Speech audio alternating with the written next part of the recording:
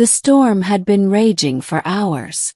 The skies above the desert were cut apart by violet lightning, striking so close to the research camp that the sand shivered and hissed. I was sitting in the comm station, half asleep, when the first alert pinged across the screen. Unidentified object detected. First, I thought it was another meteor. The Atacama Desert was littered with ancient impact craters, and false readings weren't unusual. But then the console flickered again, this time showing a heat signature moving against the wind. Not falling. Landing. I grabbed my jacket and my scanner, muttering under my breath. This better not be another dust devil. The desert was endless and dark, but the glow of the object guided me. By the time I reached the impact zone, the sand was still steaming, fused into glassy patches. In the middle of the shallow crater sat something half-buried and broken, a craft smooth and black, like obsidian molded into wings. And beside it, figure. She was tall, taller than me by at least a head, with skin faintly silver in the moonlight, as though a thin mist of stardust clung to her. Her eyes glowed faintly blue, scanning, desperate. She clutched at her side where torn armor revealed faintly iridescent blood. Froze, breathless. Every part of me screamed to run. But when her gaze locked on mine, something else surged forward. A pull, a recognition I couldn't explain. Her voice wasn't in words. Not at first. More like a vibration in my skull. You can hear me. I swallowed hard. Why yes, I think so. The glow in her eyes softened. She leaned forward slightly, almost collapsing. Then you are the one. I only showed it to you. 'Cause you are special. Before I could ask what that meant, she thrust something into my hand. A crystal, warm and thrumming with energy. And then she fainted. Middle. Dragging an alien woman across the desert back to the camp wasn't exactly something I had planned on my research itinerary. By the time I got her inside my quarters, patched her side as best as I could, and secured the crystal in a specimen box, my mind was spinning. Who was she? Why me? What had she shown me? When she woke hours later, her first words nearly stopped my heart. You kept it safe. Her voice was melodic now, not just vibrations but spoken sound, though her accent bent the syllables strangely. She looked at me with something between gratitude and reverence. What is this thing? I asked, tapping the box where the crystal pulsed faintly. Her fingers hovered over the glass, not touching. A key. Not to doors but to minds. Can open what has been locked for millennia. My people, they would kill to hold it. But I chose you. The way she said it made my stomach twist. Why me? Her eyes held mine. Because you listened. Among billions of your kind, only you heard me. That makes you rare. That makes you worthy. She stood, unsteady but graceful, like gravity itself bent differently for her. Her silvery hair caught the dull light of the lamps. I am Kaelin, last of the Valerie fleet. Her words spilled out like fragments of a shattered history. A war across stars. A rebellion against empires that enslaved entire systems. Betrayal within her own ranks. And the key, her people's most sacred relic, was the only thing preventing their enemies from rewriting memory itself.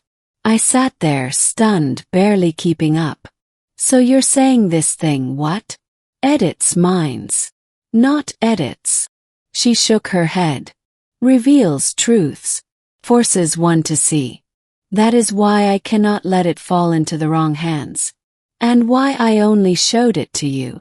The weight of her words pressed on me like a mountain. I was no soldier, no chosen savior. I was just a researcher studying desert magnetism. But when Kaelin looked at me, her gaze unblinking, I felt the terrifying gravity of her belief. She thought I was special. She thought I was the one meant to guard the key. I wanted to tell her she was wrong. But then the sky tore open. The attack came at dawn. A rippling shimmer in the air, like heat mirage, revealed itself as a ship descending without a sound. Blacker than shadow, smooth and angular. Kaylin stiffened the moment she saw it. They found me. Before I could react, weapons fire ripped through the desert floor, scorching sand into glass. Kaylin grabbed my arm, dragging me out of the blast zone with surprising strength. We run. We sprinted into the labyrinth of desert rocks, laser fire exploding behind us. My lungs burned, every instinct screaming that this was insane. Yet Kaylin moved with a feral grace, guiding me through terrain I had walked 100 times but suddenly felt like a battlefield. We found cover beneath a cliff overhang. Kaylin pressed me against the stone, her face inches from mine. Her breath came in quick bursts. They want the key. If they take it, your species will forget your own history. And blinked. What do you mean? She swallowed, eyes darting to the horizon where shadows moved. The key has already touched you. That is why you remember me. That is why you will resist when others cannot. You are special because you saw me, and you still see me. Her hand brushed mine, urgent, almost trembling. If I fall, you must not let it be taken. A blast shook the ground, throwing sand into our faces. Kaylin hissed something in her language and drew a blade of strange, liquid metal from her armor. She stepped out into the open, deflecting fire with impossible speed. Watching her fight was like watching lightning given human shape. And yet even she faltered. The attackers were many. Too many. She fell to one knee, bleeding again. The crystal in my pocket throbbed hotter, as if it sensed her pain. My hand moved without thought. When I pulled it free, the crystal blazed, flooding the battlefield with light. The soldiers froze. Their helmets cracked with static. Kaylin gasped, staring at me as though seeing me for the first time. You activated it. I didn't understand what I'd done. The light faded, but the attackers staggered back, retreating into their ship as if repelled. The sky swallowed them whole again, and silence returned. I stood there shaking, the key burning in my palm. Kaylin's voice was soft, almost reverent. I only showed it to you. And you answered. Ending. For the next 3 days, Kaylin barely left my side. She was weak, her wounds slow to heal, but her focus never wavered from me or the key. She told me more in fragments, how her enemies would return, how the key was not just a relic but a beacon. It had chosen me as much as she had. I tried to argue, tried to tell her I wasn't a warrior, that I was nothing. But every time she would shake her head. You held it. You lived. That means you are not nothing. And maybe she was right. Because when I touched the key, visions stirred in me. Flashes of places I had never seen. Cities made of crystal, skies burning with twin suns, an ocean that reflected constellations I couldn't name. They felt real. They felt like memories stolen from somewhere deep. On the 4th night, Kaylin grew restless. She stood at the edge of the desert, staring at the stars. They will come again, stronger. And I may not survive the next battle.